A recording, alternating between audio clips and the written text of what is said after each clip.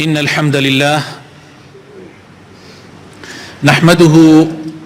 ونستعينه ونستغفره ونستهديه ونعوذ بالله من شرور أنفسنا ومن سيئات أعمالنا. من يهده الله فلا مضل له ومن يضلل فلا هادي له. وأشهد أن لا إله إلا الله وحده لا شريك له، وأشهد أن محمدا عبده ورسوله. يا أيها الذين آمنوا اتقوا الله حق تقاته ولا تموتن إلا وأنتم مسلمون. أما بعد، فإن أصدق الكلام كتاب الله، وخير الهدي هدي محمد صلى الله عليه وسلم، وشر الأمور محدثاتها، وكل محدثة بدعة، وكل بدعة ضلالة، وكل ضلالة في النار. إيمان دارني خوشويست خوشك برابر الرزقان. خواهی پروردگار هەندێ کات و هەندێ شوێنی پیرۆز کردوێتە بە هەل و فرسەت بۆ عەبدەکانی تاوەکو بتوانن لەو هەل و فرسەتانەیە کردەوەی چاکە زیاتر ئەنجام بدەن و ببێتە مایەی غوفران و داپۆشینی گوناحەکانیان. لەو شوێنە پیرۆزانە کە خوای تەعالا پیرۆزی کردووە، مەکەی پیرۆزە، مزگەوتی پێغەمبەر و ڕەوزەی پێغەمبەرە صلی الله عليه وسلم، مزگەوتی ئەقسایە. ئەمانە عیبادەت تایە چەند قاتە، پەرستش تایە چەند ئەوەندەیە. هەروەها هەندێک کاتیشی داناوە خوای پەروەردگار پیرۆزی کردووە، وەکو مانگی ڕەمەزان، وەکو نۆمینەی حاجیان. لەناو مانگی ڕەمەزانی خۆشەویستەکانم دەشەوی ئەخیر یان دەڕۆژی ئەخیر لەگەڵ شەوەکانیە لە کاتە زۆر زۆر پیرۆزەکانن، و بە تایبەت شەوی قەدر. ئەو دەشەوەش بە هەمان شێوە پیرۆزن، چونکە پێغەمبەری خۆشەویستمان صلی الله عليه وسلم لەو دەشەوەیە بڕیاری تەواوی داوە بۆ عیبادەتکردن و پەرستش. لە بوخاری و موسلیمە هاتووە، لە بوخاریە ژمارە 1920 و لە موسلیمە 1174 کە ئەیگەڕنەوە لە دایکمان عائیشە خوای لێ ڕازی بێ، خانەوادەی پێغەمبەری خۆشەویستمان صلی الله عليه وسلم، كوا فرمويتي: كان رسول الله صلى الله عليه وسلم إذا دخل العشر الأواخر من رمضان أحيا الليل وأيقظ أهله وشد المئزر. للرواية إمام مسلم أفرمي: وشد مئزره. رسول الله صلى الله عليه وسلم أجر رمضان بچواية دشوي أخير يا دروجي أخير، پێغەمبەری خۆشەویستمان صلی الله عليه وسلم شەوانی هەموو ئەو دەڕۆژە، هەموو ئەو دەشەوەی ئەخیری زیندوو ئەکردەوە، شەوەکانی زیندوو ئەکردەوە بە عیبادەت، ڕۆژەکانیشی بە ڕۆژوگرتن و مانەوە و ئیعتیکافکردن لە مزگەوتە، لە شەوەکانیە ماڵ و مناڵیشی هەڵئەسان، هەڵیانی ئەسان بۆ عیبادەتکردن و خواپەرستی. و ئەو پەڕی جد و گەرم و گوڕی ئەنوان پێغەمبەری خۆشەویستمان صلی الله عليه وسلم، و چاکی لێ ئەکرد بە دارا و بە نەخوێنی خۆی تون ئەکردەوە، یعنی کەئەنەهو بۆ شتێکی گەورە، بۆ شتێکی مەزن خۆی ئامادە ئەکا. هەروەها ئیمامی مسلم لە حەدیثی ژمارە 1175 هەر لە دایکمان عائیشەوە خوای لێ ڕازی بێ ئەیگەڕێتەوە، فەرمێ: كان رسول الله صلى الله عليه وسلم يجتهد في رمضان ما لا يجتهد في غيره. خۆشەویستمان ئەو کۆششەی کە ئەیکرد لە ڕەمەزانانە لە کاتی ترا نەیەکرد. للرمزانانا في غمر صلى الله عليه وسلم زياتر كوشش يكرد. وفي العشر الأواخر منه ما لا يجتهد في غيره. لناو رمزان شاء لدي كوتاي رمزان روجكاني وشوكاني او اندك كوشش يكرد كلا رمزانا لكاتكاني تريان يكرد. امرو يكم روجا واتا بيستو يكي رمزانو يكم روجي او در روجه خوش يسكان مشوكش شوي بيشويش يكم شوكيتي كابو بيويس انساني مسلمان اقتداء بيغمركي وبكا ديارة بيغمري خوشويس من صلى الله عليه وسلم اويل او ديارة لأيمو تواو ديار نية لبر او تا شويني او بكوين زياتر تا هولو كوش شكان من وك او بي زياتر ايما زياتر توشي سرفرازي وبختوري ابين نابي كاتكاني ام در روجا ببلاش وبفي رو بدين نشوكاني نروجكاني هول بدين زيندوي بكينوا چونك انسان نازاني آية ايما جاري كتر رمضان ابينينوا صالاني تر يا نايبينينوا چونك خلقان يكمان لقلابو نيان بينيوا ام رمضان شونكانيان ديارة هاد لناو ام مزقوتا للريزكاني يكمو دوم سيمي ام مزقوتو بون بردوام و استا لقل ما نانين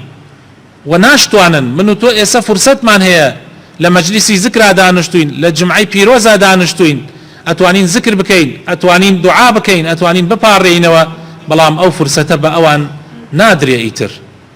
لوانيا يكي لو كسانيك لصاري داهاتوا لمشونا آمادا نبي ولمانجي رمضان آمادا نبي لوانيا منو توبين ام هلا لدسنا دين خوش يسكانم فرصته عمر فرصته جيان فرصته لشساغي فرصته خوش يسكانم بيري لبكنوا ام قصي منا بيويستي بوهي يكتوز تيرامان بكن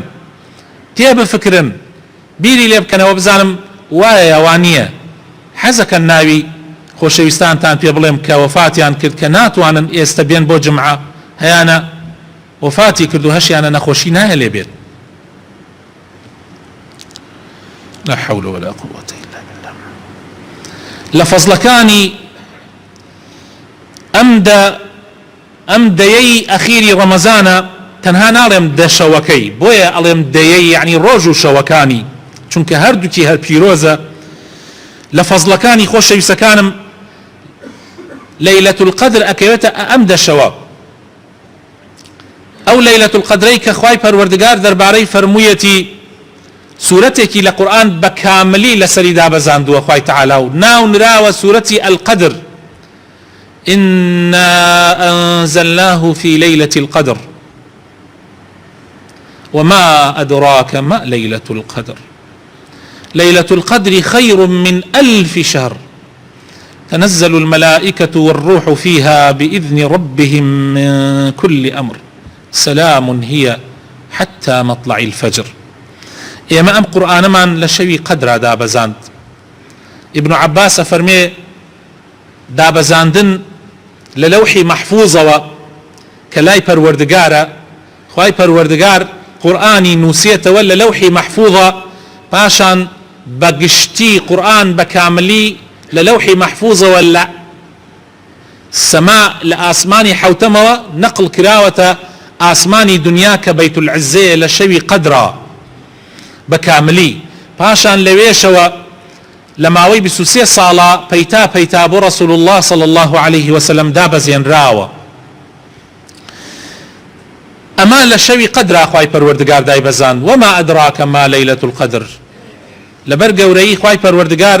بيمان أفرمي آية وأزان ليلة القدر يا أي محمد أي مسلمان تو أزاني ليلة القدر چن قوري لاي خواي پروردگار ليلة القدر خير من 1000 شهر ليلة القدر باشترين هلو فرصة بو ايوه ايمان دار چونك بقدري تمني پیاوكي قورة تمان عمل دسكوي خير و چاكت دسكوي كبريتيا لهشتاو 3 سال كاركردن لو شو مباركة بقدري هشتاو 3 سال و زياتريش نافرمي بقدر هشتاو 3 سال بس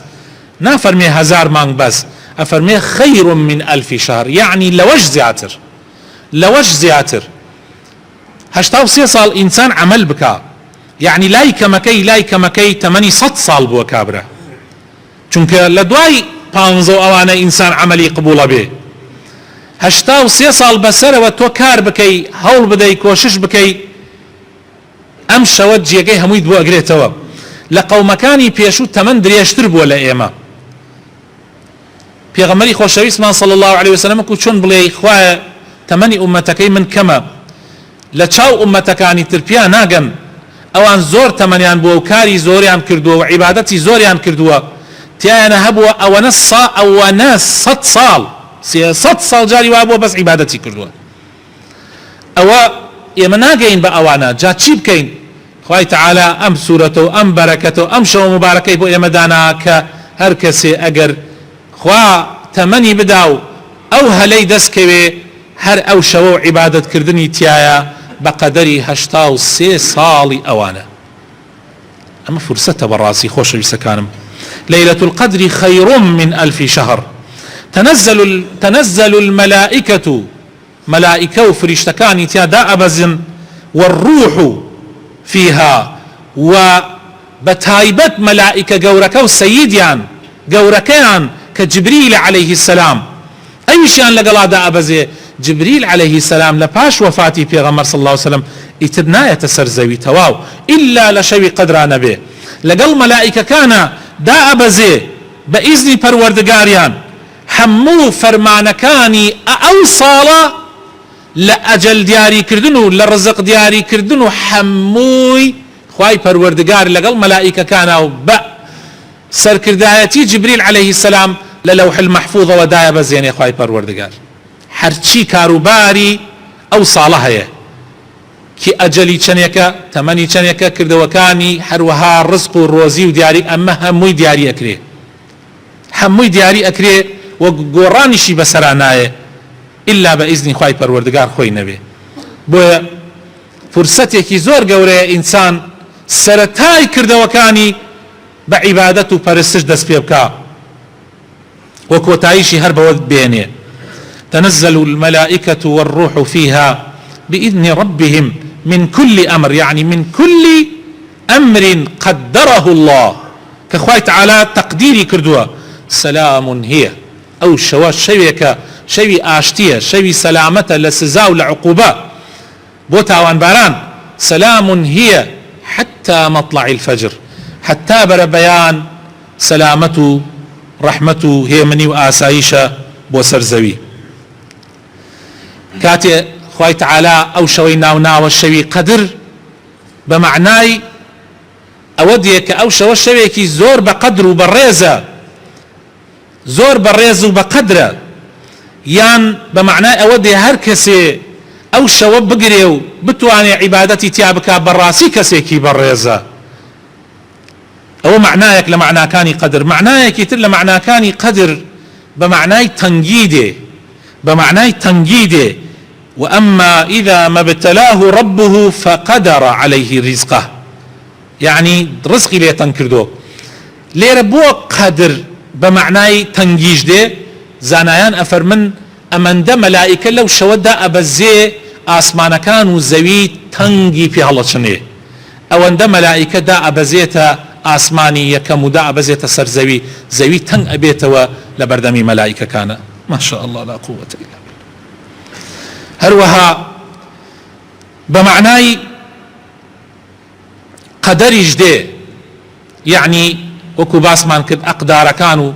قدر كان لأجلوا للرزق لأوانا هموي دياري أكري خوش يسكانم لو شو مباركة خوي تعالى أم شوي تخصيص كردوها تايبت كردوها بهندي شد خوش يسكانم كتايا قرآني دا بزاندوها إنا أنزلناه في ليلة مباركة خواناوي ناو الشويكي مبارك ومباركش همو جاريك دسناك خوش يسكانم مبارك فرصة خوش يسكانم فرصة تو آوي زمزم مباركة بويا أي خويتو بفرصتي أزاني تو خرماي عجوة مباركة پیغمبر صلى الله عليه وسلم خواردوێتی بۆیە تۆ بە فرسەت ێزانی تۆ مەکە کە ئەو مەسروفە هەمووی ئەەکەی بۆ حەج یان بۆ عومرە لەبەر ئەوەی بەلەد مبارەکە لەبەر ئەوەی مزگەوتی پێغەمبەر صلی الله عليه وسلم مزگەوتی مبارەکە بۆیە تۆ حەماست ئەدگرێ و پارە سەرفەکەیت و ئەڕۆیت تا ئیمانت بەرز ببێتەوە تا خوا بەرەکەت بڕژێنێ بەسەر ماڵ و مناڵت و خۆتا فرسەتە خۆشەویستەکانم لەیلەت القەدر شەوێکی مبارەکە هەر کەسێ ئەو شەوە ئەگەر خوا بیکاتە نصیبی جگە لەوەی کە عەمەلەکانت هەمووی بە قەدەری 83 ساڵ زیادە بێ بە قەدەری 1000 مانگ زیادە بێ ئەگەر خوا بیکا بە نصیبت ئەو شەوە بە خەبەر بیت و عبادت بکەی پێغەمبەری خۆشەویست ئەفەرمێ صلى الله عليه وسلم لو حديثك متفق عليه لأبو هريرة وأيجرنا والرسول الله فرمي من قام ليلة القدر إيمانا واحتسابا غفر له ما تقدم من ذنبه من قام هركسي شوي قدر هلسي شو نجيبك ذكرك دعابك قول وتاري آيني بقري لمجلسي ذكرى دابن شيء هر کەسێ ئەگەر بەری بکەوێ من قام ليلة القدر چی فرسەتێکە خۆشەویستەکان من قام ليلة القدر إيمانا لەبەر خوا بە مەبەستی ڕەزابوونی خوا ئیمانی پێی هەیە ئەزانێ ئەمە خوا ئەمەی داناوە خوا ئەمەی تەرتیب کردووە ئەمە بەرنامەی خوایە بەرنامەی کەسێکی تر نییە واحتسابا بەس لەبەر خوا لەبەر هیچ مەبەستێکی تر نەبێ لەبەر کاتکوشتن نەبێ لەبەر ئەوە نەبێ هاوڕێیەکی هات و ئەو دێ لەگەڵیا بس لبر خوا لبر خاطري خوا أو شو زندوب كاتو بطاعات وعبادة غفر له ما تقدم من ذنبه خواي تعالى لهمو جناح كاني بيشوي خوش به لهمو جناح كاني بيشوي خوش به أما تشي عافواتك خوش يسكانم ليمردني قشتية براستي فرصته تو حج أكي لبر خاطر تشي لبر خاطر أوي في غمرة فرمي صلى الله عليه وسلم هر کەسێ حەجێکی ڕێک و پێک بکە وەک ئەو وایە تازە لەدایک بوو بێ یعنی خوا لە گوناحەکانی خۆشە بێ ئەی ئەمە فرسەتە خوا لە گوناحەکانت خۆشە بێ چەند خۆشە ئێمە بەو نیەتەوە بەو هیممەتەوە بینە مەیدان لەبەر ئەوە خۆشەویستەکانم لەدەست خۆتانی مەدەن و لە حەدیثە هاتووە پێغەمبەری خوا ئەفەرمێت تەحەڕوا ليلة القدر في العشر الأواخر من رمضان ليلة القدر أكيوت الدشوي أخير لرمضان أحاديث منزورة لصحيح شا هندي أحاديث مانية فرمي شيء بسحوته هندي أحاديث مانية فرمي شيء بسوسية شيء بسويكا شوتيق كان دشوكي أخيرة أحاديث كان جاوازن هر لبر أو الزانيان من فرميانا ابن تيمية فرمي ما دام أم حديثانا أو هجاري باسي شويكا إنسان پێویستە هەر هەموو شەوەکان لەدەست نەدا بۆ ئەوەی ئەو فرسەتە لە ساڵێکە هەر جار دووبارە بێتەوە هەندێک لە زانایانمان وەکو ئیمامی نەوەوی ئەیگێڕێتەوە ئەفەرمێ بە پێی ئەم ئەحادیثانە یەک شت دەرەکەوێ کە زۆرێک لە زانایان لەسەر ئەو شتن ئەفەرمێ لەیلەتول قەدر شەوێکی دیاریکراو نییە شەوێکی دیاریکراو نییە بەڵکو لەیلەتول قەدر ئەگۆڕێ جاری وایە 21 جاری وایە 22 جاری وایە حتا ئەخیر صالي وهي بسويكا صالي وهي بسحوته صالي وهي بسوسيه أما لا إمامي نووي ولا لا زورك لزانيان مقبولة ومن خوشم رأي لسر أميه كليلة القدر شويكي دياري كراونية بس بلين شوي بسحوته احتمالية بسو دو بينج بي احتمالية بسو سيبه احتمالية بسو يك بي احتمالية الروجة كان يتربه حتى إمامي الشافعي خويا فرميه شوي بسويكا لا لكاتي خويا واي فرموه زي كوابو فرصة خوش يسكانم أمدا شەوە لە دەست مەدەن بۆ ئەوەی لەیلەتول قەدرتان لە دەست دەرنەچێ خۆشەویستەکانم ڕۆژێکیان عوبادەی کوڕی سامت ئەیگێڕێتەوە لە حەدیثێکە کە ئیمامی بوخاری ژمارە 2023 و مسلیمی ژمارە 1174 ئەیگێڕێتەوە ئەفەرمێ پێغەمبەر صلی الله عليه وسلم ڕۆژێکیان دەرچوو تا پێمان بڵێ لەیلەتول قەدر کەیە بەڵام فلان و فلان بوو بە دەمەقاڵەیان فلان و فلان بوو بە دەمەقاڵەیان پێغەمبەری خوا صلی الله عليه وسلم فەرمووی من هاتم خوای پەروەردگار خستێ دڵم کە پێتان بڵێم شەوی قەدر کامەیە بەڵام فلان و فلان بوو بە دەمەقاڵەیان و چون هەڵ شاخانە دەمچاوی یەکتریە خوای تعالە هەڵی گرت لە ناومان نابزانم دەمەقاڵە و شەڕ و ئاژاوە چەند زەرەری هەیە پێغەمبەر صلی الله عليه وسلم هات پێیان بڵێ چی شەوێ قەدرە بەڵام خوای تعالە هەڵی گرت بەهۆی ئەوەوە ئینشاء الله بێ بە خێریش ئەمە تەشجیعێکە ئەم هەڵگرتنیشە کە خوا هەڵی گرتووە و دیاری نەکردووە تاوەکو ئێمە بتوانین زیاتر کۆشش بکەین و زیاتر عیبادەت بکەین يا ربي خويا الرحمن بيبكي هداية من بدي يا ربي لو أنا ما بدي الريكوا أمر رمضان توانيتيان او ان ذكروا او ان ذكر دويت يا بكن تاتوان للرازي ببي يا ربي خوايا ومن بيبكي لمن رازي ببي يا ربي شوي قدر من بنصيب بكي يا رب العالمين يا ربي خوايا رزق الروزي من فلاوان بكي يا ربي خوايا اجل كان من اجلي خير وشاكي بي يا رب العالمين يا ربي خوايا اصلاحي حال من بكي شفاينا خوش كان من بدي يا شافي يا الله يا ربي خوايا رحم بمردو كان من بكي يا ربي خوايا خمانو مالو من المن صالح بكي يا ربي خوايا مالو من الله كمان بوب كي تبيل بليت شاوان من يا ربي خوايا يا إلهي براو خشكو كسكار من صالح بكي يا ربي خوايا رحم بكردستان بكي آجاوو فتنو دو بركيتي أنا يلي يا ربي أمنو آسايش من ليتيك نتشي يا ربي خوايا أمولاتا خوشي وهرزاني تيا برقرار بكي دين داريتي وإسلامتي تيا ترقي بدي يا رب العالمين آمين آمين دايك إيمان داران عائشة رضي الله عنها أفرمي قلت يا رسول الله أرأيت إن علمت أي ليلة القدر ما أقول فيها أي رسول الله من كدا أن شنبو ليلة القدر ظلم ليداك أو شو ليلة القدر چی تیابڵێم چی دوعایەکی تیا بکەم ئەم دوعایەت تایبەتە بۆ ليلة القدر زۆر دووبارەی کەنەوە خۆشەویستەکانم لەم شەوانە قال قولي اللهم إنك عفو تحب العفو فاعف عني بڵێ يا ربي خوایە تۆ لێ بوردەی يا ربي عفوي یەکێ لە ناوە جوانەکانت العفوە یەکێ لە صیفەتە بەرزەکانت عفوە و لێبوردەیە يا ربي خوایە تۆ لێبوردنت زۆر خۆشەوێ تو حەز لە لێبوردنەکەی تەشجیعی ئێمە ئەکەی کە ئێمە لێبوردە بین چونکە خۆت لێبوردەی دەی خوایە لێمان ببوورە ئەمە فرسەتە خۆشەویستەکانم ئەم دوعایە دووبارە بکەنەوە ئیمامی ئەحمەد و ئیمامی ترمذی و ئیمامی ئیبن ماجە و کۆمەڵێک لە فرمودە ناسان ئەیگێڕنەوە و سەنەدەکەی صحیحە ئەتوانێ ئینسان لەم دەشەوە و دەڕۆژە ئیعتیکاف بکات لە مزگەوتەکانە رسول الله خۆی ئیعتیکافی کردووە لەم دەشەوانە ئیعتیکافی کردووە لە پاش خۆشی خێزانەکانی هەبەردەوام ئیعتیکافیان ئەکرد ئیعتیکاف ئەوەیە ئەتوانی لە مزگەوتەکانە بمێنیتەوە نەڕۆیتەوە ئیلا بۆ کاتی پێویست نەبێ ئینسان دەستنوێژ دووبارە کاتۆمانە لە مزگەوت دەرنەچێت خەریکی عیبادەت بێ ئەمە ئافرەت و پیاو ئەتوانی ئەم کارە پیرۆزە ئەم عیبادەتە گەورەیە لەم دەشەوە و دەڕۆژە ئەنجام بدە زۆر گەورەیە ئەم عیبادەتە عیبادەتی ئیعتیکاف یەکێکە لە عیبادەتە هەرە گەورەکان کە خوای تەعالا لە قورئانی پیرۆزە باسی کردووە ئەگەر ئینسان ئیعتیکافی کرد ئیتر بڕیاری ئیعتیکافی ئەو دەشەوەیدا نابێت نزیکی خێزانەکانیشی ببێتەوە ئینسانی موسڵمان لەو دەشەوە ئەگەر بڕیاریدا ئیتر نزیکی خێزان نابێت بێتەوە چونکە خوای تەعالا فەرمێ ولا تباشروهن وأنتم عاكفون في المساجد يا ربي خوا الرحمن پێ بکە و هەموو خێر و چاکەیەکمان بەنصیب بکە